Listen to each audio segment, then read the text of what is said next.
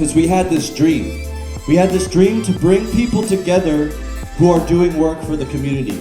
Bring people who are doing work to save the earth, to improve human life and consciousness, to just raise awareness, and just engage with these nonprofit organizations who are involved in society, that are spending all their time just working to make our lives better right here in this community. And we wanted to use music and art to promote them. Get people together and use music and art as a funnel to get people more involved in the people who are increasing and advancing and progressing our society. And through activism, through environmentalism, through science, through sharing their ideas, their workshops, and these international organizations that are just doing so much for the world. And one thing we realized, that it wasn't just an event that we were doing. We're starting a movement of combining art and knowledge, and I realize this movement is going to keep going, and I want to personally pursue this and push this as far as it'll go, and continue hosting events that have presentations in science and activism that are supporting community and bring together through music and art. And I just want to say I appreciate you guys all for coming and being involved.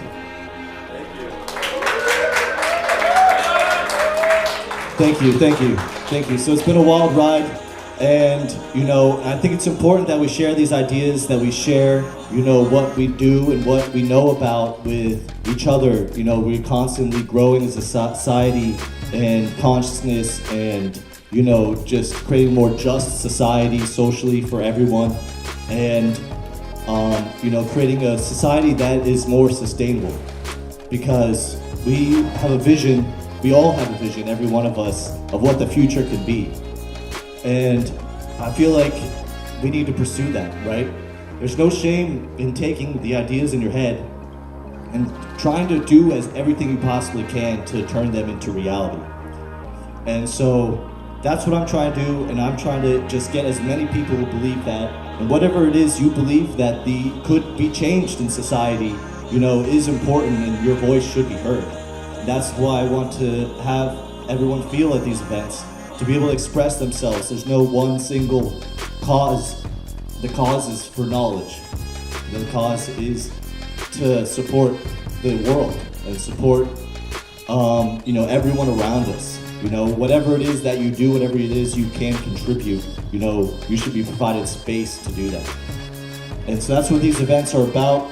We've been doing a bunch of promotional events at Galactic Panther, Alexandria, with some amazing people. We're going to continue those events after these festivals. It's your whole sense of the world, and the ontology that you inhabit, it really reflects and transmits cultural values. It's connected to religion often, because that's usually what gives people their ontological perspective. And if you don't have a religion, then whatever the culture that you live in, those are the underlying beliefs that you have. And this is something that, if anyone's a fan of Aldous Huxley, he had a friend called Lynn White who writes about environmental crises, and he said that what people do about their ecology depends on what they think about themselves in relation to the things around them. That is, by religion. So our picture of the world and the feeling or the state of being that it engenders is intimately connected to the human and the environment relationships that we see. So, all right, I'm capping so hard. I got so many academic terms in here.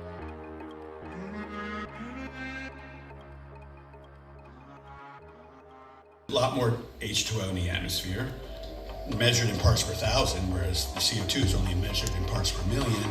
However, the amount of H2O in the air is dependent only on the temperature of the air. If the air is cold, the H2O condenses out and we get rain. If the air is warm, the H2O evaporates into it. There are some exceptions, but that's the general. So the CO2 concentration, CO2 is much more longer living in the atmosphere, and other carbon-based trace greenhouse gases too, like methane. That affects the temperature, and then the temperature affects the H2O concentration, which boosts the CO2 effect. So, in other words, CO2 is the control knob, CO2 and other greenhouse gases, whereas H2O is its accelerant.